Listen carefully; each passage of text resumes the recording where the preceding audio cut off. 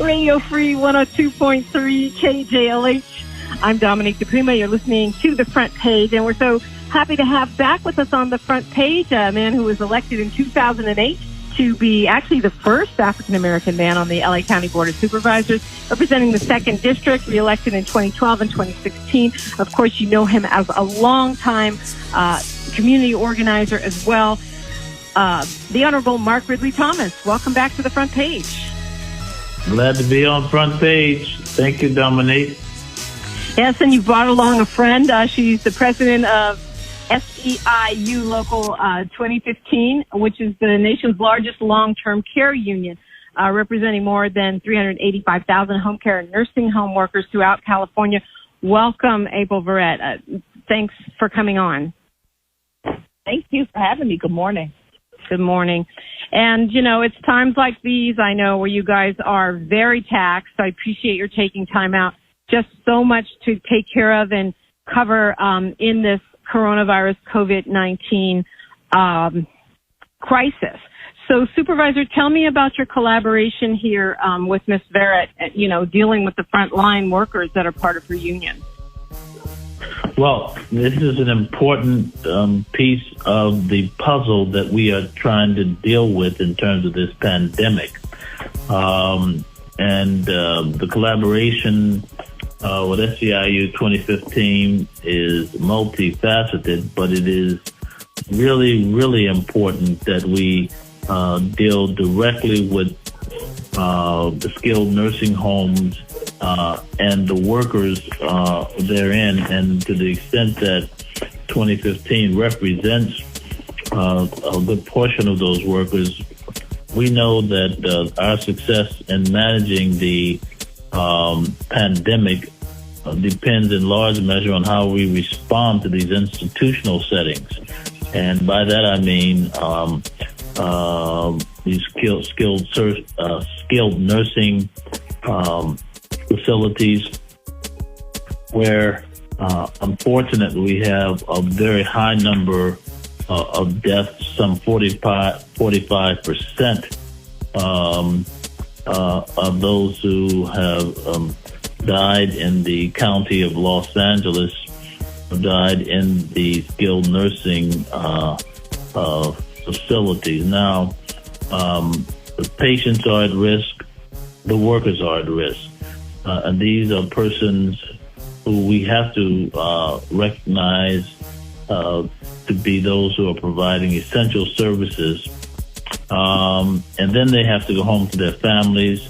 And I believe very strongly that they deserve our utmost support as well as our respect. And this is why April Varrett and I have chosen to collaborate to make sure that these workers are protected, that these infectious environments are better controlled, well beyond summoning the California National Guard. We have to, expand the operational capacity of these facilities and do more robust testing on a range of things. And so we put a motion forward at the Board of Supervisors meeting on Tuesday, and we did it with the intent of saying that we have to do right by these working men and women who are caring for our loved ones in these skilled nursing facilities. And this is a big initiative, a major lift. And I'm very, very pleased and proud to be in collaboration with April Varrett, who called the matter to my attention by way of some of the work she's been doing in other parts of the state of California and the nation as well. So that's kind of where we are, but this is a big piece of the puzzle, because if we don't get this under control, we will not be successful in terms of flattening the curve. We will not be successful, and that's why it's so critically important. It seems like when we protect the patients we can protect the workers. And when we protect the workers, we protect the patients. I can't believe you guys have to put forth a motion to get an adequate supply of that personal protective equipment, to, make sure that there's written reports weekly that are going out on this PPE distribution, and, to make sure that the employees are able to get sick time that are adequate paid sick time that are inside these nursing homes. Ms. Varrett, talk to me about what the case is like for the workers inside these nursing homes. Sure. Our members, let me just first say, I want to appreciate the nursing home workers, and not just nursing home workers, but the frontline essential workers who are fighting this war, this monster, as I call COVID-19, for all of us. Mm-hmm. And the work that nursing home workers do is very much like that of hospital workers. You hear more about hospital workers, folks who work in acute, care settings. But the work that these nursing home workers do is just as important, is just as vital. And they are caring for our grandparents. They're caring for the most vulnerable, the most frail, folks who no longer can live at home for whatever reason. And there's no such thing as social distancing for a certified nursing assistant in a nursing home. There's no such thing as social distancing when you are caring and literally loving someone, when you are bathing them, clothing them, feeding them. You have to get up close. You have to get personal. And COVID has not stopped these essential workers from doing their job, from caring for those who need to be taken care of every day. And they are doing it in conditions that we are hearing about, that are frightening, but unfortunately don't surprise me. The reality is that for the most part, these skilled nursing facilities are for-profit entities. And way too often, we have employers that care more about their bottom line than they do about protecting residents and protecting workers. And we have to step in and intervene and make demands around paid time off, make demands around mandatory testing. I don't know if I've told you, my own mom is in a nursing home. She's in the San Francisco Bay Area. Oh, wow. And of course, they've shut it down because we can't have visitors anymore because of the COVID pandemic. And so, I pray and I just, hope that, those workers are protected because they are our lifeline. They're the ones that we're relying on to take care of my mom. And how can she social distance? She can't walk right now. She has Parkinson's disease. And yet, those workers have to go home to their families and then they have to come back in. So I'm thinking they need PPE to protect my mom from what they may have come across, and they need PPE to protect them from everything else that's coming through that place. And it's just, if that doesn't happen, it's just the scariest thing ever for those of us who really have, loved ones that we can't even see face to face right now. That's right. I mean, you have to depend on the staff in that nursing home to take care of your mom like you would. And I think we all want them to have the equipment that they need, the face mask, the gloves, to protect not just themselves, but to protect your mother and people like your mother inside of these skilled nursing homes. I don't think that's too much to ask for.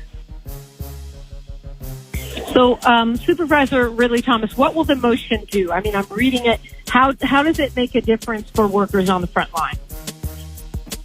Well, it lends our voice in a very substantial way to the effort to cause the COVID-19 pandemic not to take us under. It is a very serious issue. It is the responsibility of state government to oversee nursing facilities in California. That is delegated to the County of Los Angeles in this instance because of the county's size, and we negotiated this some years back that basically said the state wasn't doing it properly or adequately, and therefore the county should do it. The nursing facilities, the skilled nursing facilities, have been a challenge before COVID-19, in part related to some of the very things that April just raised. And I'm simply suggesting that we cannot allow this level of dysfunction and dehumanization of life to continue without a challenge. In other words, to have nearly 45% of the deaths attributable to COVID-19 attached to those nursing facilities is just clearly unacceptable, and it means that it is a matter that has to be addressed rather immediately, because, as I said earlier, if we don't do that, the notion of flattening the curve becomes more and more remote. That's why we have to have worker protections. That's why we have to have infection control. That's why we have to have more testing going on in the facilities than has been the case, in order to get our arms around the extent of the problem, so that we won't be further knocked back on our heels with respect to this pandemic. That's what the motion is calling for. It builds on the recent order issued by the health officer, which mandates a variety of operational improvements, but it was necessary to stand up for working men and women in these nursing facilities. In April, I think there are about 20,000 such members of 2015 that are in the category of nursing home workers. Is that not correct? That's correct. We represent about 20,000 nursing home workers across the state, about 7,000 right here in LA County. Does this, go ahead, Supervisor. I'm just saying this is a very, very serious issue in terms of economic security, in terms of the health and well-being of the workers' families, as well as the public health implications that are very, very obvious. And so the motion is really pushing on it in that way. Yeah, and let me just publicly say I want to thank the supervisor for his leadership that is always there for long-term care workers. But this, for me, is not just about managing this crisis. This has to be about preventing the next crisis. And we have to, as a county, as a state, have a real plan for how we are going to take care of our elders and the medically frail. And this is shining a light on the deficiencies that exist in the long-term care system in this state, particularly as it relates to our skilled nursing facilities. For far too long, we have, ignored this problem, set it aside. And I think it is incumbent upon all of us to demand that we work together with all the stakeholders and make decisions about what is the best way to have a long-term care system that makes sure our elders are protected.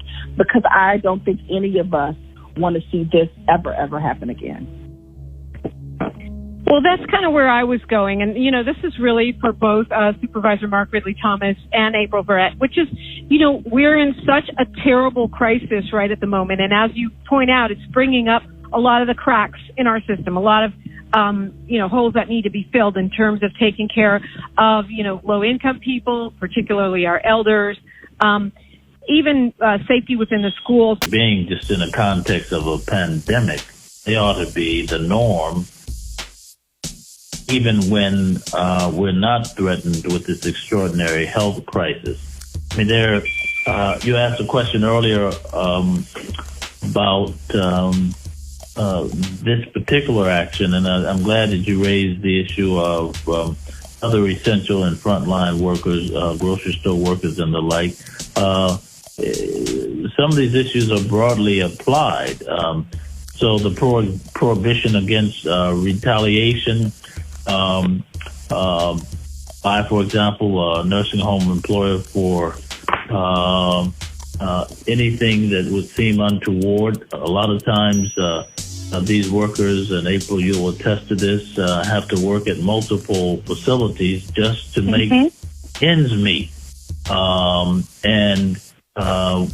That is one of the things that we're calling out, because that has to do with exploitation of working men and women that we cannot abide in the context of a democratic society. One, and two, one that claims to uphold the principles that go to providing for one's family and for oneself. And so to the extent that that is the case, there's a list of things that we are pushing for in collaboration with the governor and his guidelines to sustain safe and appropriately operating skilled nursing facilities. And so a lot of these issues are fundamental, and we raise them in this context because they are critically important.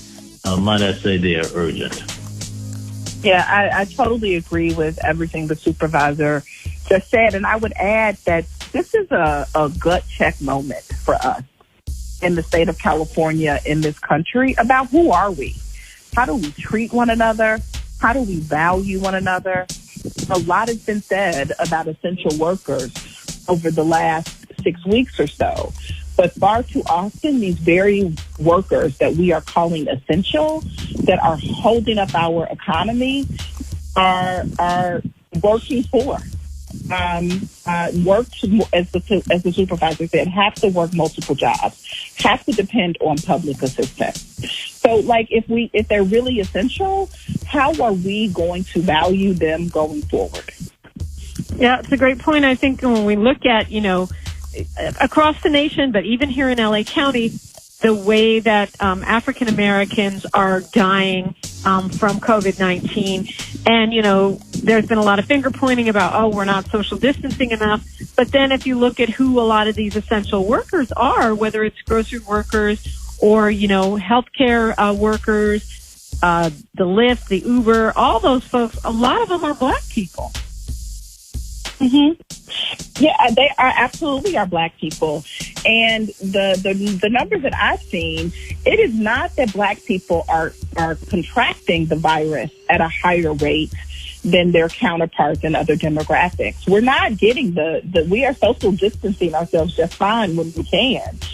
We're not contracting the virus disproportionately. We're just getting sicker, and we're dying disproportionately. And that goes to the decades, if not centuries, of divestment from making sure we have healthy communities to live in and to thrive in. And those are the conversations we need to be having as we look to rebuild our economy.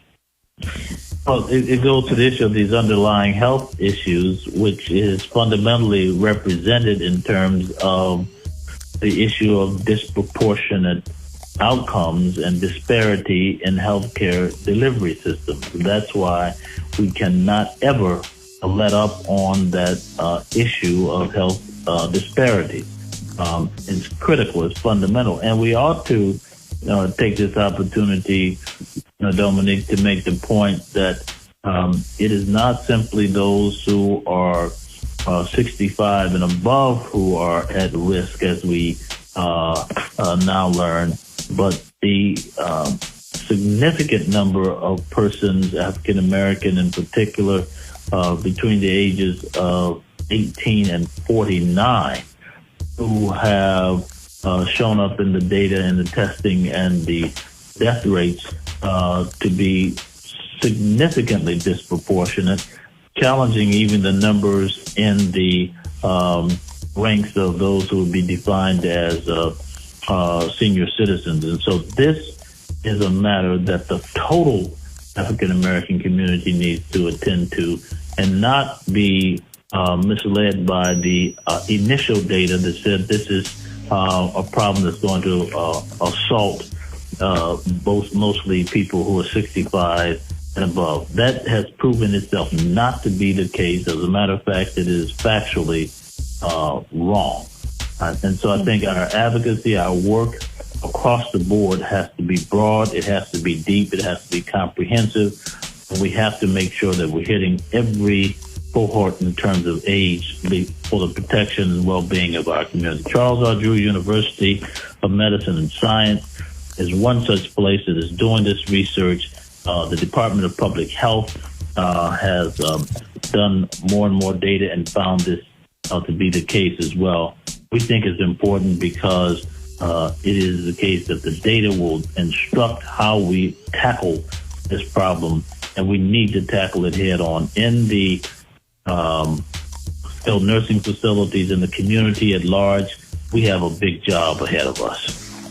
Right, and certainly that's part of being able to get back to a new normal is getting that testing done.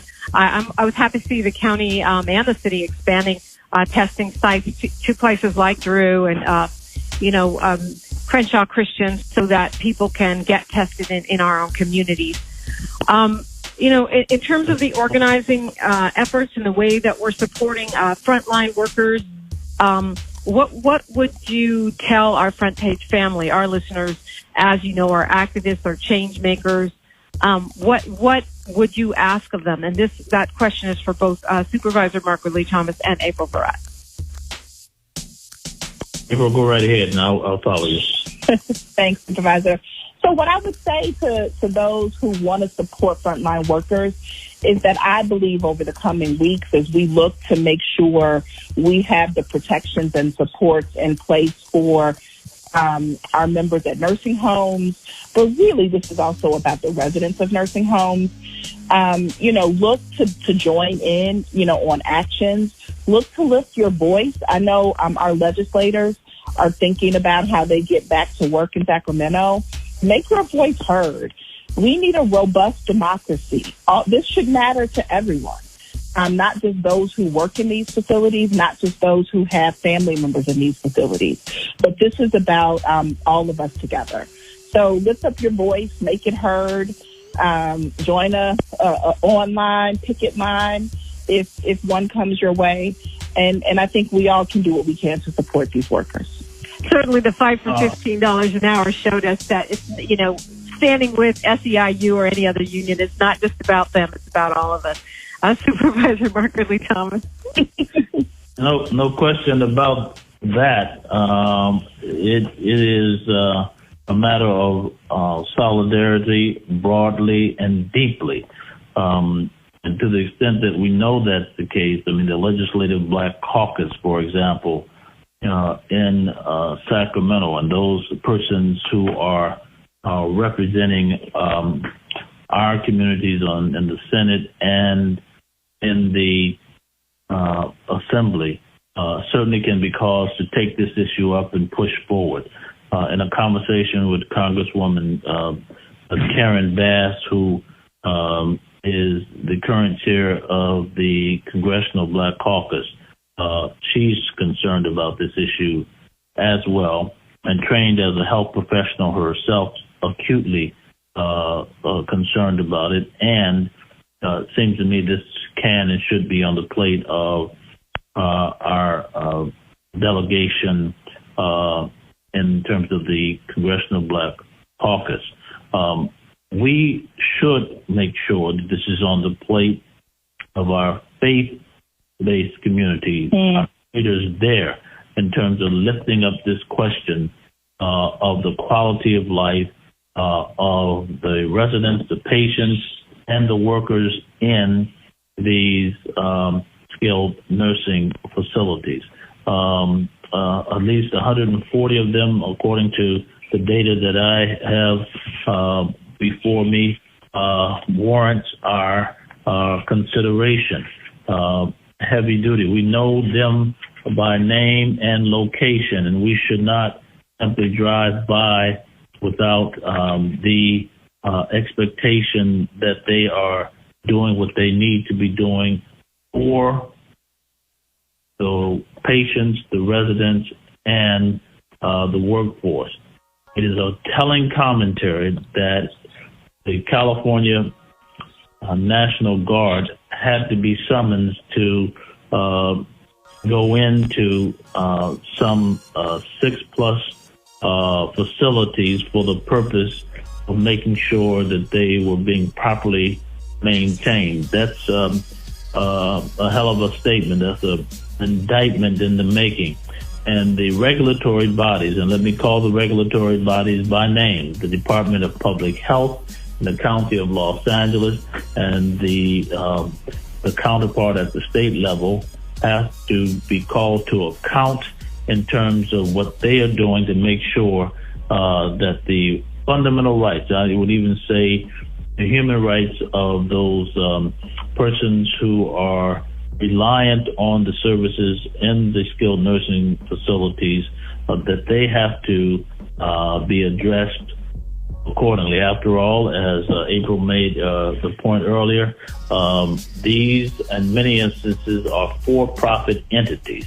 The research has to be done. The research has to be done to find out what their compliance really is. In other words, this has been entirely too sleepy for too long, and we cannot allow it to go under the rug, undetected, because the persons in the facilities can't effectively advocate for themselves. I was in conversation just the other day with the Center for Race and Health Equity at UCLA, raising many questions about how the pandemic is affecting people of color.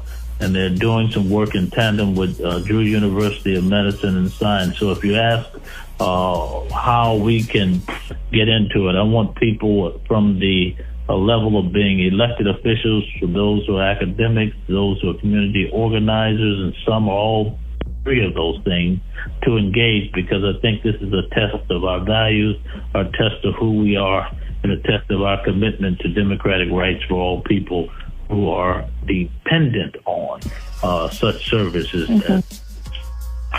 Yeah, and I would just like to add, the interventions that we are looking for here are not that complicated. We need all the nursing home residents and the staff to be tested. We need PPE, personal protective equipment, for all workers inside these facilities. We need paid time off for workers who have tested positive, so that they can go home and get better and not spread the virus. Again, these are low-wage workers. They cannot afford to miss work and not get paid. And lastly, we need more training. How are these workers prepared and trained with the adequate procedures and protocols on infectious control and not spreading the viruses out of these facilities? This isn't rocket science. We just need employers to do the right thing. Well, April Varrett and Supervisor Mark Ridley Thomas, thanks so much for bringing these things to our attention, and thank you so much for always checking in with the KJLH Front Page family.